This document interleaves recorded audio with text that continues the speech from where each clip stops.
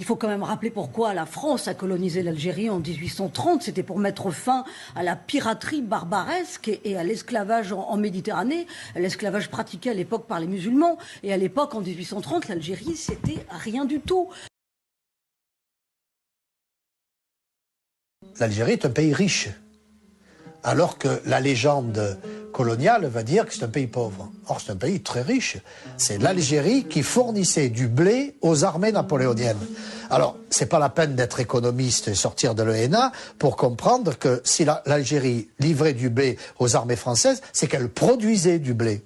Et qu'elle en produisait en quantité suffisante pour nourrir sa population et pour en exporter. Donc là, on est devant un problème simple et clair. L'Algérie était un grenier à blé. Les chevaux arabes mangent de l'orge.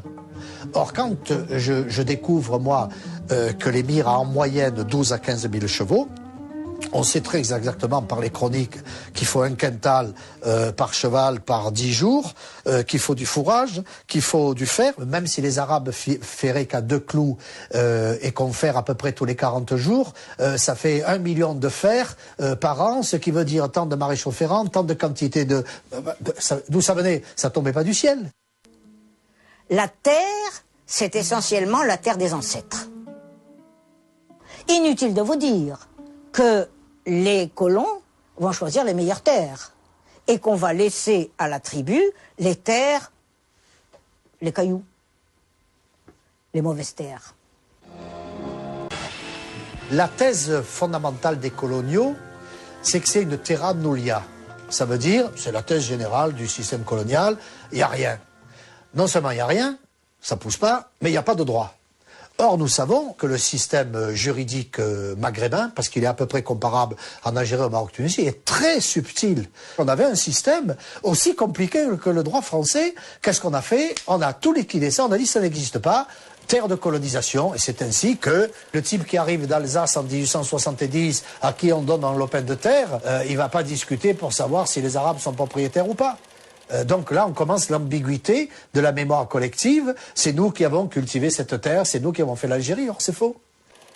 Les colonistes considèrent qu'ils représentent l'Algérie, qu'ils ont créé l'Algérie, qu'ils doivent en récupérer tous les bénéfices. Et uniquement eux. Les musulmans sont stupéfaits de la barbarie de l'armée française.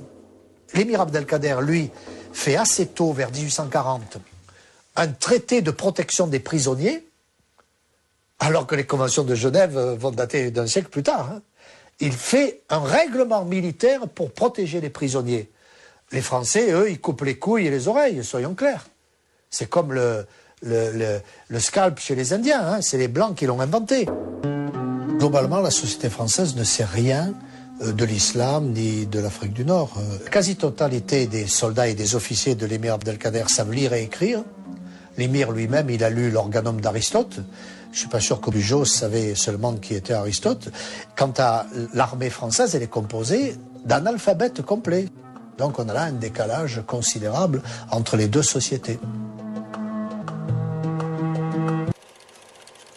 Dans le but de convaincre toute la nation du génie colonial de la France, l'État crée en 1919 l'Agence générale des colonies, qui produit des affiches, des films, des expositions et contrôle toutes les images qui sortent de l'Empire. On peut estimer que jusqu'à la guerre d'Algérie, 80% des images diffusées en France sur les colonies proviennent uniquement de cette agence.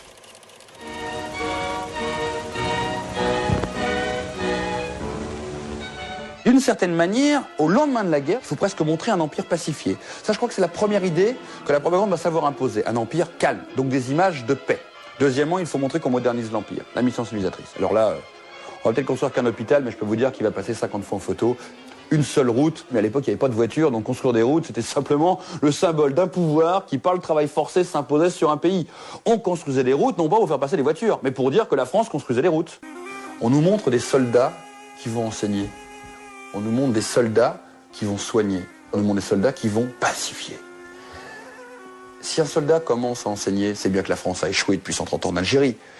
Si un soldat va soigner, c'est bien que la France n'a pas soigné depuis 130 ans. Et puis c'est un soldat qui doit le faire. c'est bien qu'il y a un problème de fond. Et sans s'en rendre compte, la République, à ce moment-là, et la France, va perdre son pouvoir sur l'image. En montrant le militaire, elle montre par ses propres images, dans sa propagande, son échec le plus probant. Que, en fait, tout ça n'était qu'un jeu dans l'image.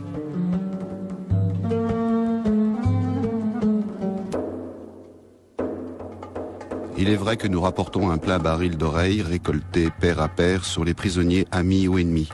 Des cruautés inouïes, des exécutions froidement ordonnées, froidement exécutées à coups de fusil, à coups de sabre, sur des malheureux dont le plus grand crime était quelquefois de nous avoir